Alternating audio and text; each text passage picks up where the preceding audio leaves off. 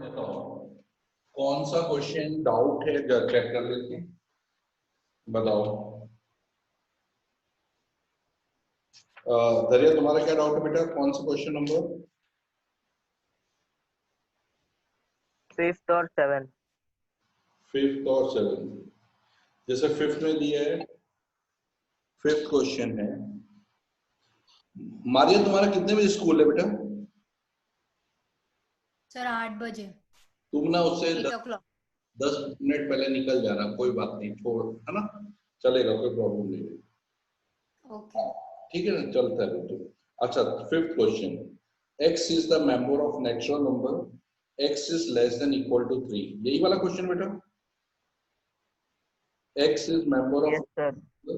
Okay, तो ये set दिया है x is natural number but less than 3, 3 से less or equal to 1 2 3, ये तीन नेचुरल नंबर है। और b जो सेट है whole number less than 2, whole number में जीरो भी काउंट होगा, 1 बस, तो 2 से लेस तो जीरो, 2 से लेस ये होल नंबर है। अब आपको a क्रॉस b फाइंड करना है, a क्रॉस b, तो वो 1 0 जो हमारा सिस्टम वही 1 0 1 1 2 0 2 1 3 0 3 1। सेम वे से आप b क्रॉस a निकाल लो, 0 1, बस रिवर्स कर दो, 0 2 0 3 1 1 1 2 1 3। मतलब पहला सेट, पहला जो मेंबर हो बी सेट का होना चाहिए, उल्टा करना है। अब इसमें क्वेश्चन ये दिया है, क्या a क्रॉस b और b क्रॉस a इक्वल है?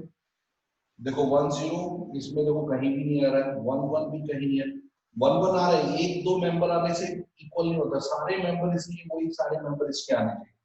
तो 1 0 इसमें कहीं नहीं आ रहा है, इसलिए ये दोनों इक्वल नहीं है। इक्वल में ईच एंड एवरी मेंबर, इसके सारे मेंबर, इसके सारे मेंबर से इक्वल होने चाहिए। एक भी मेंबर इक्वल नहीं है तो ये इक्वल नहीं है। ठीक है दरिया, समझ में आया बेटा आपको? Yes sir. Okay, next question कौन सा दरिया तुम्हारा? Sir 7th। 7।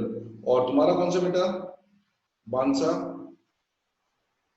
बांसा तुम्हारा कौन सा नेक्स्ट? 10 और 11। 10 और 11। 10 और 11। तो 7th क्वेश्चन में भी बेटा सेम है। देखो होल नंबर से 2 से छोटे होल नंबर कौन से? 0 और 1।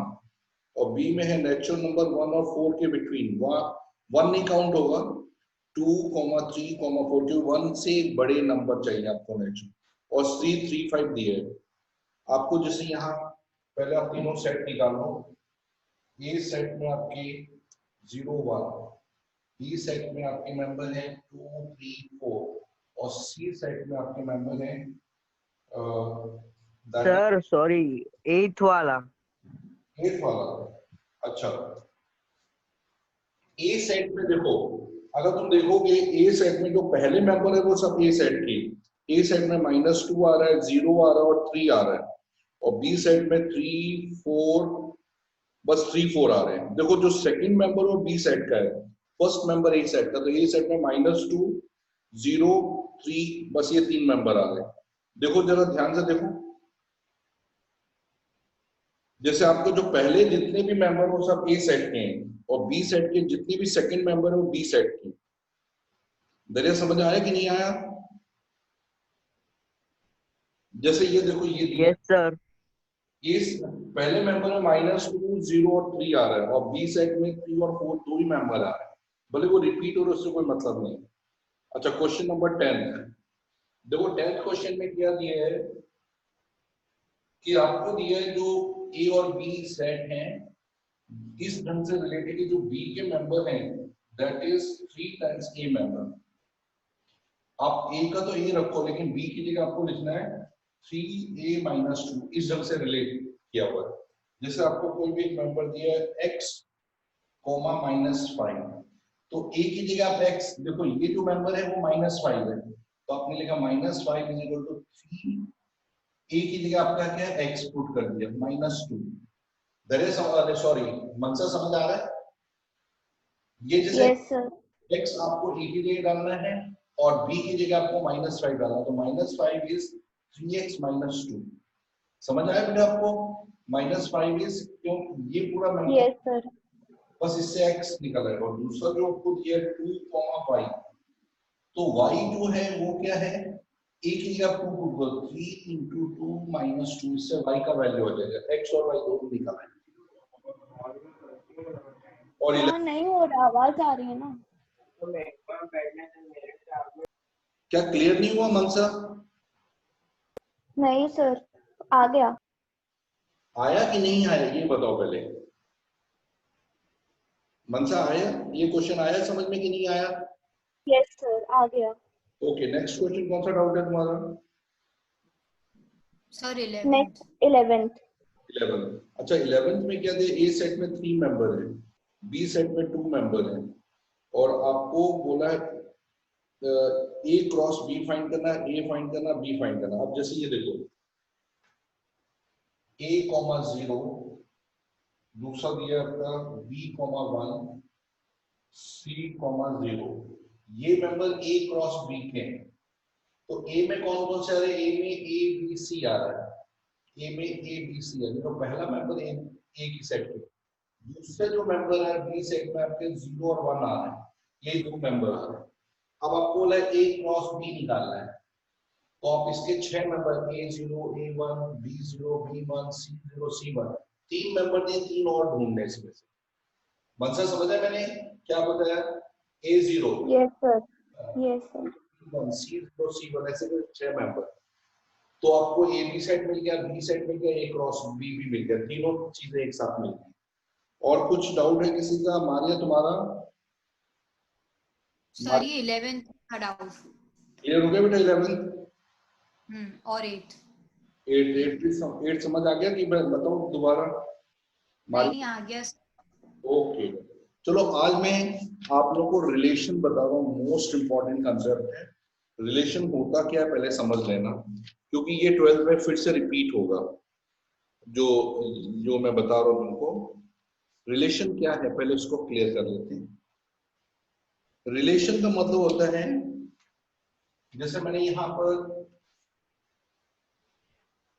आपको एक कार्टेशियन प्रोडक्ट दिया, कार्टेशियन प्रोडक्ट दिया a क्रॉस b, a के मेंबर हैं 2, 3, b के मेंबर हैं 3, 4। आपको a क्रॉस b निकालना है, 2, 3, 2, 4, 3, 3, 3, 4, ये आपके a क्रॉस b। अब रिलेशन क्या होता है? इन बॉन्डिंग, इन मेंबर के बीच में आपस में बॉन्डिंग या रिलेशन मैंने दिया है a b such that a related to b in which a is greater than b। मतलब आपको a इजन से b से रिलेट होना चाहिए कि a b से बड़ा हो। तो जैसे 2 क्या 3 से बड़ा है? बिल्कुल नहीं है, ये बिल्कुल रॉन्ग। क्या 2 4 से बड़ा है? बिल्कुल नहीं है। क्या 3 3 से बड़ा है? बिल्कुल नहीं। 3 क्या 4 से बड़ा है? बिल्कुल नहीं। कोई भी मेंबर इसमें बड़ा नहीं है, तो ये रिलेशन आपका एम्प्टी हो गया, यानी कोई भी मेंबर इस ए क्रॉस बी का इस कंडीशन को सेटिस्फाई नहीं कर रहा। फिर से सुनो, ए और बी के बीच में ऐसा रिलेशन है, वो रिलेशन यहाँ ग्रेटर देन कर दिया। क्या 2 3 से बड़ा है? ये चेक करना है। क्या 2 4 से बड़ा है? क्या 3 3 से बड़ा है? क्या 3 4 से बड़ा है? तो कोई भी रिलेशन नहीं है, तो ये रिलेशन जो आया है इस रिलेशन को कहेंगे हम एम्प्टी रिलेशन। एम्प्टी। सर हाँ बोलो बेटा। सर, अगर हम वो साइन चेंज कर दे तो फिर तो हो सकता है ना, पॉसिबल? ये कंडीशन आपको एग्जाम में दी होगी, ये कंडीशन के थ्रू आपको फाइंड करना है। अब जैसे दूसरी कंडीशन, दूसरा रिलेशन दिया आपको a b such that a related to b, a is less than b। तो आपने देखा a less than 2 less than 3 बिल्कुल है, तो आपने लिखा 2, 3। फिर आपने लिखा 2, 4, ये भी रिलेट 3, 3 नहीं है क्योंकि 3 is not less than 3, 3 is less than 4। ये 3 मेंबर इसमें पार्टिसिपेट कर रहे हैं, तो ये इस रिलेशन के मेंबर है। रिलेशन मतलब है कि आपको एक कंडीशन दी होगी। रिलेशन एक तरह की कंडीशन है जो ए और बी के बीच में अप्लाई होगी, वो एप्लीकेशन दिया हुआ होगा। वो आपको एप्लीकेशन ढूंढना है। जैसे अभी मैं यहाँ ये आ गया रिलेशन, तो इसमें जो रिलेशन की जो डोमेन है, डोमेन मतलब जो पहले आ रहे हैं, पहले डोमेन में रिलेशन में आ रहे हैं। देखो आर का मतलब रिलेशन, डी मतलब डोमेन। डोमेन यानी जो, जैसे यूजली हम कहते हैं डोमेन का मतलब जो सबसे पहले आते हैं, जो इंडिपेंडेंट होते हैं। तो 2 2 3 यानी जो सबसे पहले आ रहे हैं रिलेशन में वो आ रहे हैं 2 और 3, ये डोमेन ऑफ द रिलेशन हो गए। Range of the relation, range यानी जो बाद में आ रहे हैं, जो डिपेंडेंट है इनके ऊपर। तो 3 और 4 डिपेंडेंट है, तो रिलेशन की जो रेंज है वो 3 और 4 है। और डोमेन क्या है, 2 और 3 जो पहले आ रहे हैं, 2 और 3 पहले आ रहे हैं, वो डोमेन ऑफ द रिलेशन। इस एम्प्टी रिलेशन में डोमेन आपका क्या है, एम्प्टी। जैसे बोलो डोमेन ऑफ द रिलेशन क्या है, वो एम्प्टी है। रेंज ऑफ द रिलेशन वो भी एम्प्टी है, कुछ भी रिलेशन में पार्टिसिपेट नहीं कर रहा है। मेरी बात समझ में आ रही है बच्चों? Yes, sir. Yes, sir. जब रिलेशन बन जाए तो जो डोमेन यानी जो पहले आ रहे हैं, रेंज यानी जो बाद में आ रहे हैं। अच्छा एक और, कोडोमेन। कोडोमेन का मतलब होता है जब भी हम कार्टेशियन प्रोडक्ट करते हैं, जो सेकंड सेट होता है वो कोडोमेन सेट होता है। फर्स्ट सेट को डोमेन सेट कहते हैं, जो सबसे पहले आता है। बी कोडोमेन, तो कोडोमेन सेट में आप सीधा बी सेट लिखते हो। समझ में आ गया? अब जैसे ये रिलेशन आपने निकाला, नेक्स्ट रिलेशन में और दे रहा हूं। जैसे आपको दिया है ये सेट में 1 2 3 4 5, आपको बोला ए क्रॉस ए। हमने 1 2 3 4 5 को 1 2 3 5 से ही क्रॉस मल्टीप्लाई कर दिया। 3 4 5 क्रॉस 1 2 3 4 5। मैं कितने मेंबर बनेंगे इसमें, कितने एलिमेंट्स आएंगे? A cross A 25। Very good, 25 है। अब रिलेशन क्या दिए, ये दिए relation is that A B such that A equal to 2b plus 1। मतलब ये रिलेशन दिया कि ऐसे मेंबर ढूंढो जो ए है वो बी के डबल से एक ज्यादा है। तो आपने यहां देखा, आपने यहां पर पुट किया, सबसे पहले आपने यहां लिखा जो बी सेट, कोई भी अपने बी सेट का मतलब है आपके ये वाले मेंबर है। अगर आपको यहां से लिखें, आपने 1 पुट किया, 1 प्लस 1, तो इसका आंसर आ रहा है 3। यानी 1 का अगर आप बी में 1 पुट करते हो तो ए आपका 3 है। तो 1 क्या 3 1 इसमें रिलेटेड, 3 और 1 इससे रिलेट हो रहा है। क्योंकि देखो आप जब इसमें मेंबर बनाओगे आप ऐसे लिखोगे 1 1 1 2 ऐसे करके, फिर 2 1 2 2 अप टू 2 5 तक लिखोगे, 3 1 अप टू 3 5 तक लिखोगे, ऐसे करके 5 1 अप टू 5 5। और आपको इसमें से वो मेंबर ढूंढने हैं जो इस कंडीशन को फेवर कर रहे हैं।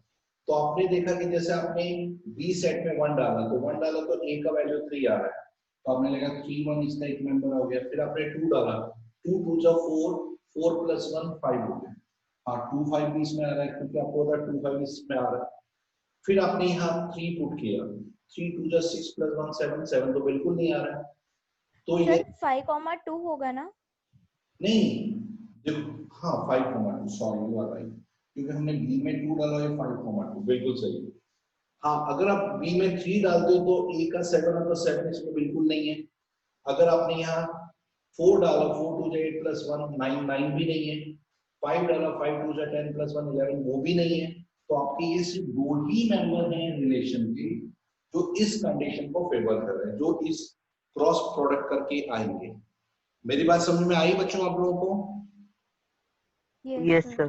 तो इसका जो रिलेशन के डोमेन है वो आपके सिर्फ 3 और 5 आ रहे हैं, और जो रेंज है वो आपका आ रहा है 1 और 2, और कोडोमेन ऑफ द रिलेशन आ रहा है सेकंड सेट, ए सेट। ए सेट आपका कोडोमेन ऑफ द रिलेशन। ये आपको कंडीशंस हैं जो इस एक्सरसाइज में आपको सीखनी है। अब आता है वेन डायग्राम। वेन डायग्राम से कैसे इसको रिप्रेजेंट करें? तो आपने लिखा कि वेन डायग्राम में कैसे बताएं इसको। जैसे आपने यहाँ लिखा ए सेट के मेंबर लिखे 1 2 3 4 5, बी सेट के मेंबर लिखे 1 2 3 4 5। ठीक है, अब ये रिलेशन जो हमारा आ रहा है, रिलेशन से दो मेंबर कर रहे हैं 3 1 और 5 2। बस ये रिलेशन हो गया। जो पार्टिसिपेट करे, ऐसे तो देखोगे 1 1 1 2 1 3 ये सब कार्टेशियन प्रोडक्ट है, लेकिन उस कार्टेशियन प्रोडक्ट में सिर्फ रिलेशन में 3 1 और 5 2 ये पार्टिसिपेट करे, तो ये आपका रिलेशन का वेन डायग्राम हो गया। हाँ, अगर रिलेशन आपका ये दिया है 3 1 5 2, तो इनवर्स रिलेशन क्या हुआ? इनवर्स में क्या करना है, ये जो डोमेन और रेंज इनको इंटरचेंज करना, 1 3 2 5, यानी ये जो मेंबर है इनवर्स के हो गए। कहने का था अगर रिलेशन के मेंबर 3 1 है तो इनवर्स में 1 3 आ जाएगा, रिलेशन में अगर 5 2 आ रहा है तो इनवर्स में 2 5 आ जाएगा। बस ये इंटरचेंज करना, इनवर्स हो जाएगा। क्लियर हो गया आप लोगों को? अब क्वेश्चन आता है रिलेशन, कितने आप रिलेशन बना सकते हैं। एग्जाम में पूछता हूं how many relation can be created.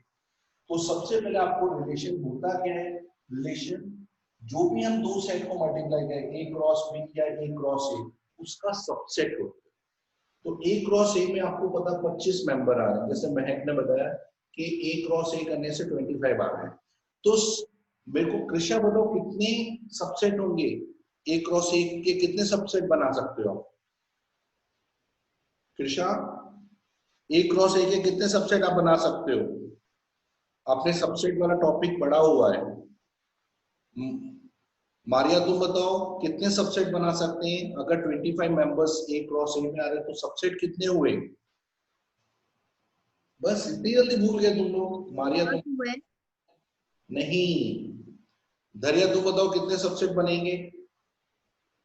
Sir 27। No, तुम बताओ। 32। मोहम्मद तुम बताओ कितने सबसेट बनेंगे? 42। सर 25। नो, आप लोग सर कंप्लीट। 2:25। ये किसने आंसर बताया? कौन है ये? सामने आओ। सर मैंने। मैं नाम तो बोलो, मैं तो बहुत सारे। मनसा, वेल डन। सबसेट का मतलब तो 2:n होता है बाबा। n कितना है? 25 आया। 25 मेंबर में तो 2:25, इतने रिलेशन आप क्रिएट कर सकते हो। एग्जाम में बोलते हैं कि जैसे ए सेट में 3 मेंबर आ रहे हैं और बी सेट में आपके 2 मेंबर आ रहे हैं, तो ए क्रॉस बी में कितने मेंबर आ रहे हैं? 6, 3 2 जा 6। तो सब रिलेशन कितने बने? जितने इसके सबसेट है, तो 2:6 64 आपके रिलेशन बना सकते हो।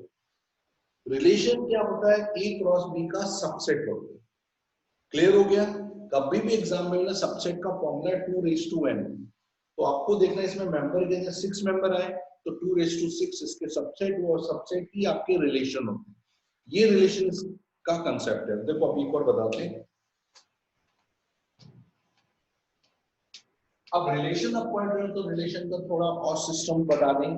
सबसे पहले आपने जो रिलेशन पढ़ा, एक रिलेशन आपका पता है एम्प्टी रिलेशन। आपने भी पढ़ा कि कोई भी मेंबर अगर उस ए क्रॉस बी का पार्टिसिपेट नहीं कर रहा है तो वो रिलेशन एम्प्टी होगा। दूसरा रिलेशन है जो कि यूनिवर्सल। यूनिवर्सल का मतलब है कि अगर आपके अंदर 25 मेंबर हैं और 25 के 25 उस कंडीशन को सेटिस्फाई कर रहे हैं, तो वो रिलेशन यूनिवर्सल या यूनिवर्सल रिलेशन होता है। ठीक है। तीसरा रिलेशन है आइडेंटिटी रिलेशन।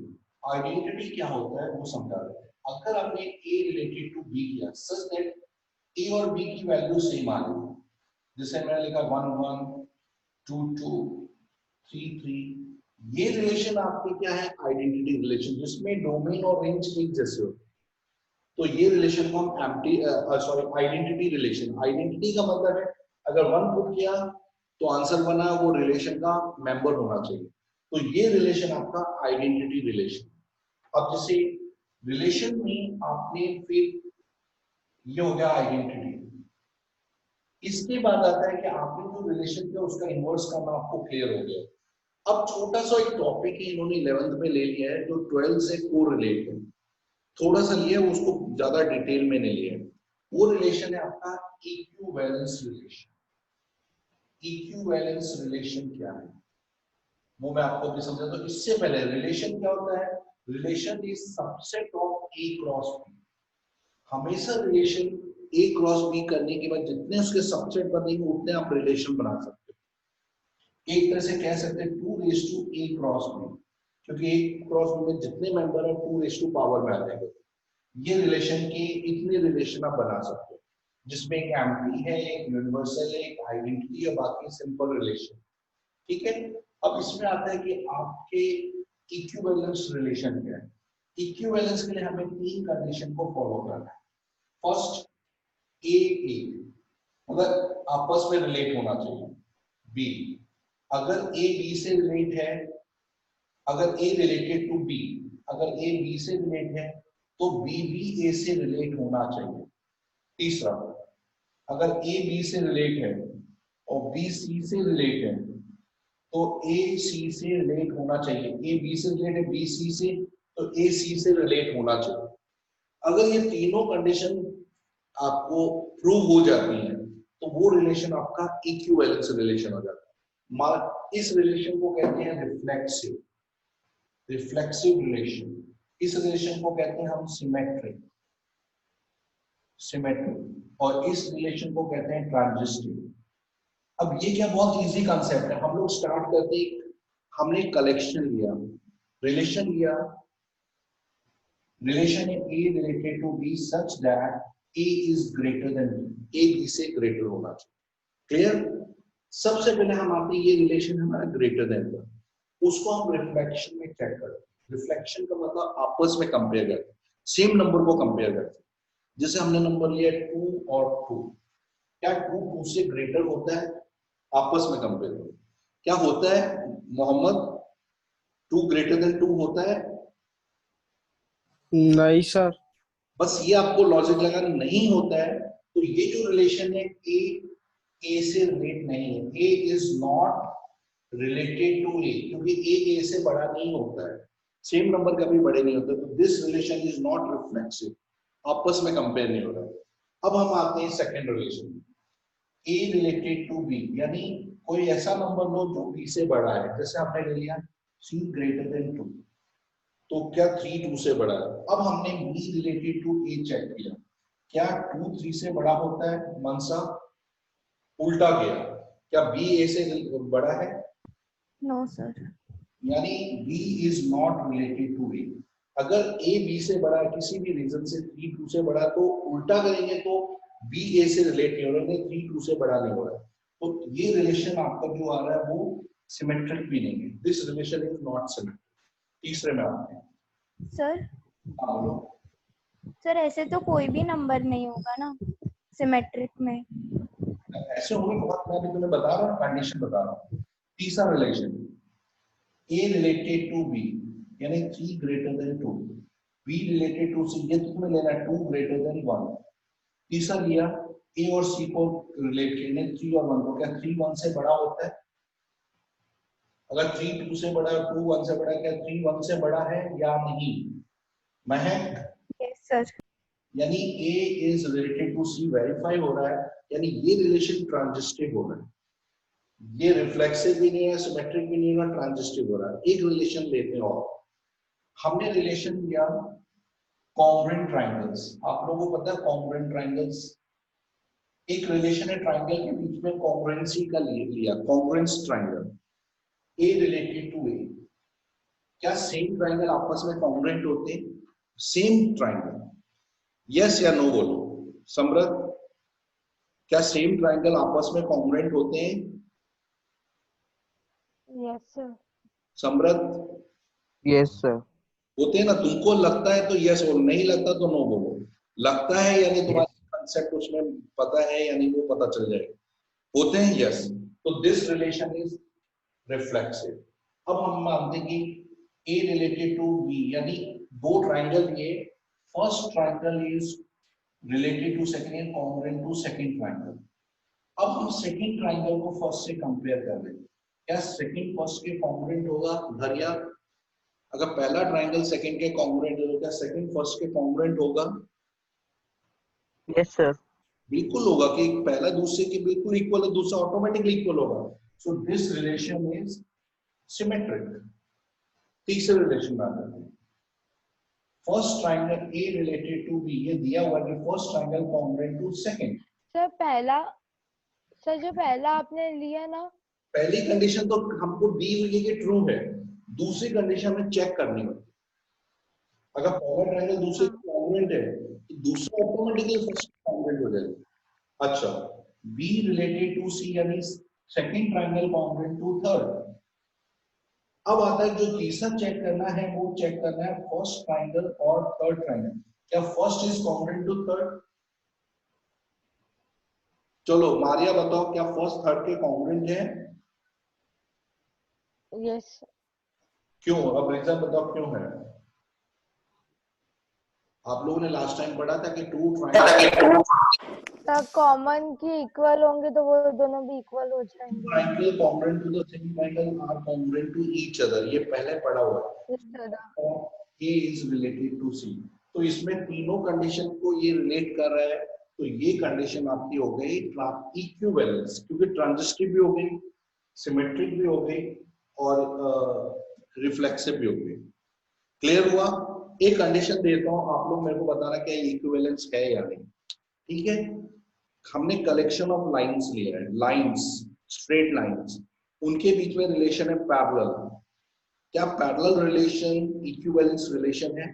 क्या ये तीनों कंडीशन को फॉलो करता है? जरा चेक करके देखो।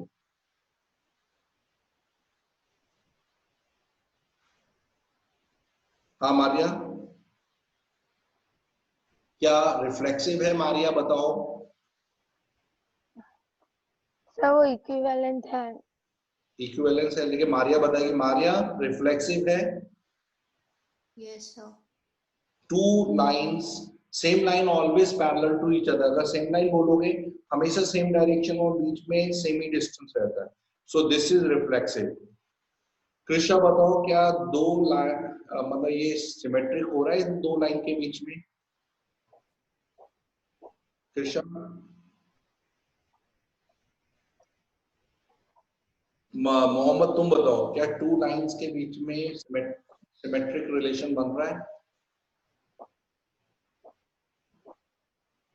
हाँ सर। बिल्कुल बन रहा है। देखो, फर्स्ट लाइन अगर सेकंड लाइन के सिमिलर पैरेलल भी है, first line parallel to second, तो सेकंड ऑटोमेटिकली फर्स्ट के पैरेलल हो जाएगी, क्योंकि इनके बीच में ऑलरेडी पहले से इक्वल डिस्टेंस दिया हुआ है। तो दिस रिलेशन, अगर फर्स्ट लाइन सेकंड के पैरेलल है तो second automatically parallel to first हो जाएगी, so this relation is symmetric. Third, Mansa third वाला बताओ, क्या ट्रांजिस्टिव है रिलेशन पैरेलल? No sir. बिल्कुल है बेटा, ट्रांजिस्टिव। सर पर हमें थर्ड लाइन थोड़ी ना दी है। तो सही, first line parallel to second and second parallel to third, ये कंडीशन दी हुई है। पहली दो दी हुई होती है, तीसरी चेक करनी होती है। First parallel to second, second parallel to third, then first parallel to third है या नहीं वो चेक करना।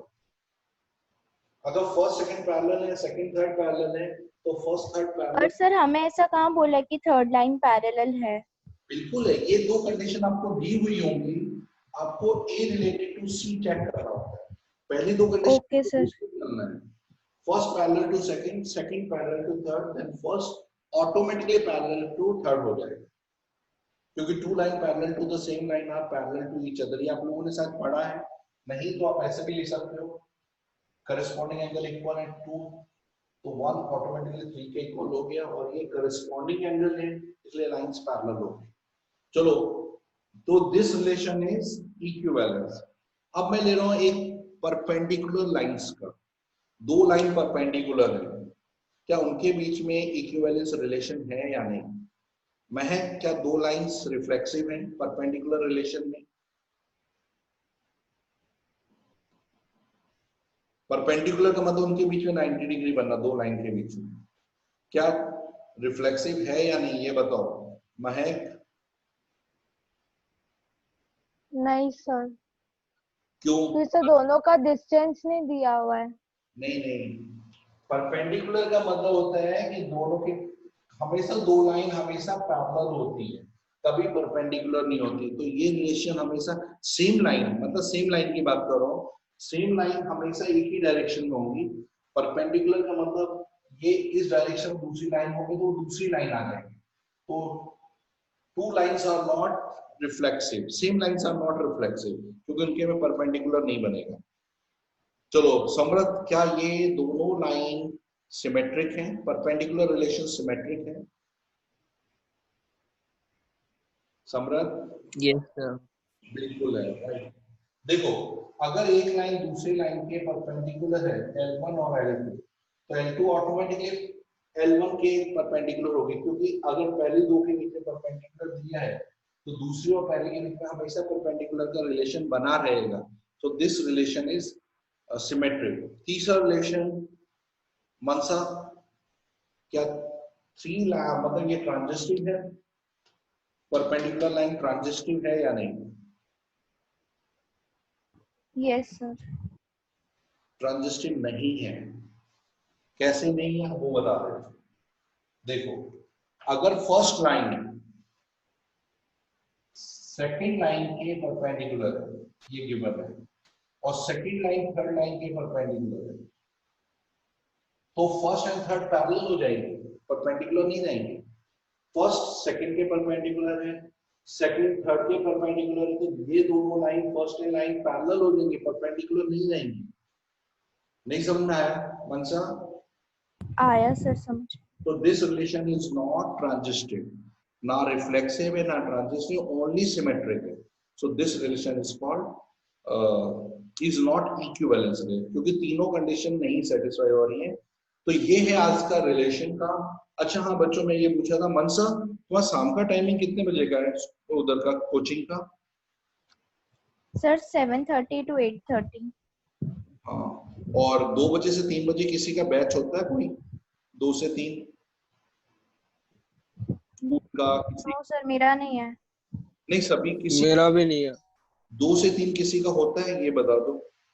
No, sir. No, sir.